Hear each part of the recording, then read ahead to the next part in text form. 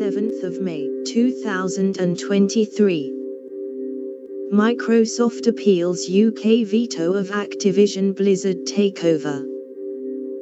The US tech giant is inching closer to consummating the deal despite major regulatory hurdles.